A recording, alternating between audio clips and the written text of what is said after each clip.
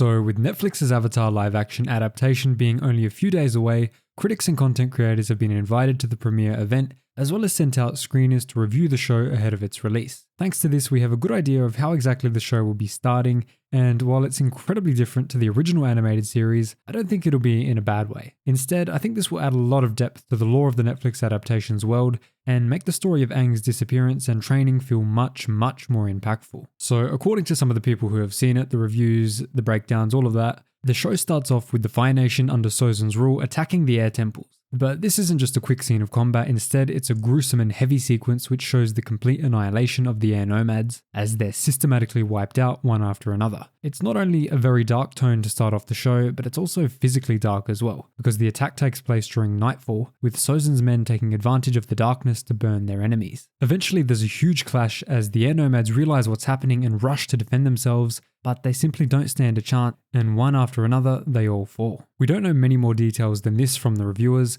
but we can piece some things together from the teasers and the leaks that we've gotten previously. We know that there's at least one scene of Monk Gyatso fighting off multiple Fire Nation soldiers with a staff, and we additionally see a dedicated close-up of Fire Lord Sozin preparing himself for an attack. It could be the case that they've written Monk Gyatso's death to be at the hands of Sozin himself during this huge onslaught, meaning that in an epic one-on-one battle he gets defeated after already having dealt with multiple foes. I don't know about you guys, but that would make things absolutely crazy if Sozin himself was the one to deal the final killing blow to Monk Gyatso. This would make Monk Gyatso even cooler than he already is, but it would also give us a look at the insane strength that Sozin's comet gives the Firebenders in live action far before the adaptation reaches that point in the story in the final book. Honestly, this concept by itself is incredible. But that wide shot we saw in the trailer is also very fascinating to me. We see tons of Fire Nation soldiers and air nomads clashing, attacks going all over the place, and it's only a matter of time before all of the air nomads we see are turned into corpses. During the leaks, we saw an interesting display of children and female air nomads wandering around the set, although we don't know exactly when these scenes are set. Many fans speculate that this is a flashback where Aang will be hanging around with his peers before they ostracize him for being the Avatar. This is definitely not outside of the realm of possibility, but Netflix may also want to take things in a much more mature and dark direction. Much like George Lucas did in Star Wars Episode 3, Revenge of the Sith, what if they're going to show us what actually happened to the young air nomads who struggled to defend themselves? We all know the youngling scene in Star Wars, and if that happens in Avatar, well, we're going to be in for something very dark. It's hard to imagine, and it will without doubt be brutal,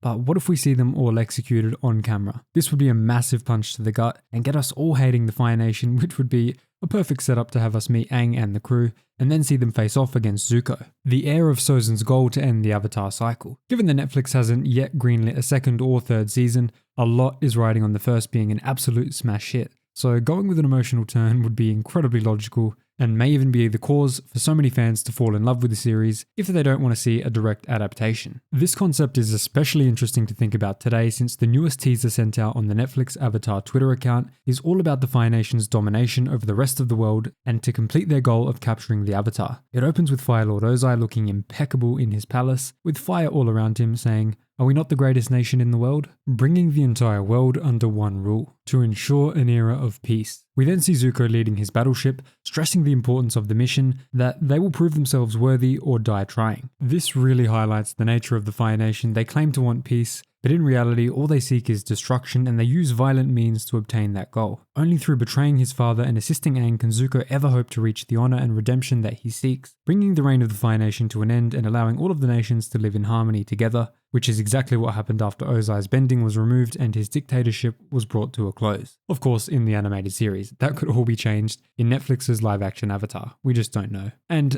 those seasons aren't even greenlit yet. So this is a very exciting piece of information which is bound to get many of you hyped. Regardless of what the rest of the show may contain, this is a fascinating concept and would kick off a massive emotional pull, which would make us all fall in love with the adorable and innocent child that is the Avatar. Or it'll make us deep and darkly sad. And it'll make us eager to see him complete his destiny of establishing peace. But let me know what you think in the comments down below. Leave a like, subscribe, and do all of that stuff if you enjoyed. There'll be plenty more content like this coming out soon. Thanks so much for watching, guys. I'll see you in the next video.